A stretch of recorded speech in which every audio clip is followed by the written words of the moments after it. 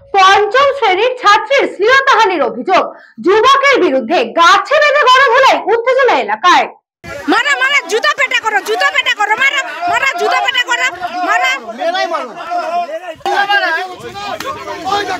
রায়পুরে প্রকাশ্য রাস্তায় পঞ্চম শ্রেণীর ছাত্রীকে শ্লীলতাহানি করার অভিযোগ এক যুবকের বিরুদ্ধে।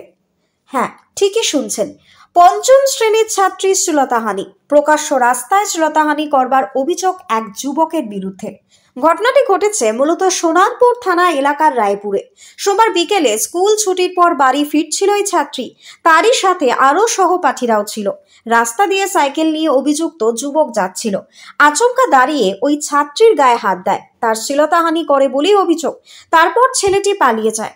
বিষয়টি পরিবারের লোকজন জানতে পেরে ধাওয়া করে, রাস্তাতেই তাকে ধরে ফেলে খুঁটিতে বেঁধে মারধরও করা হয়। খবর দেওয়া হয় সোনারপুর থানায়। পুলিশ গিয়ে অভিযুক্তকে আটক করেছে। ঘটনার তদন্ত শুরু করেছে পুলিশ। এই বিষয়ে ছাত্রীর বাবা তিনি জানান, স্কুল ছুটির পর আমার মেয়ে সহপাঠীদের সঙ্গে বাড়ি ফিরছিল। সেই সময় রাস্তায় আমার মেয়ের সাথে দেখা হয়। আমার মেয়ে কেঁদে কেঁদে সমস্ত ঘটনা বলে। এরপর আমি আমার মেয়েকে নিয়ে সাইকেলে করে অভিযুক্তের খোঁজে বেরিয়ে পড়ি। এরপর অভিযুক্তকে ধরে অভিযুক্তকে জিজ্ঞাসা করায় অভিযুক্ত অস্বীকার করে। এরপরই আমি অভিযুক্তকে ধরে রাখি এবং স্থানীয়দের খবর দিই। আর এরপরই স্থানীয়রা সোনারপুর থানাতে খবর দেয়। ঘটনার খবর পেতেই সোনারপুর থানার পুলিশ ঘটনাস্থলে পৌঁছে অভিযুক্তকে থানায় নিয়ে যায়।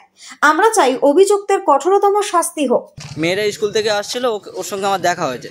দেখা হলে মেয়ে বলছে, আমি মেয়েকে জিজ্ঞেস করছি মা তোর রেশন ঘর খোলা আছে দেখলি? ও তখন দেখি কাঁদছে আর আমাকে বলছে এরকম একটা লোক আমার গায়ে এরকম হাত দিয়েছে।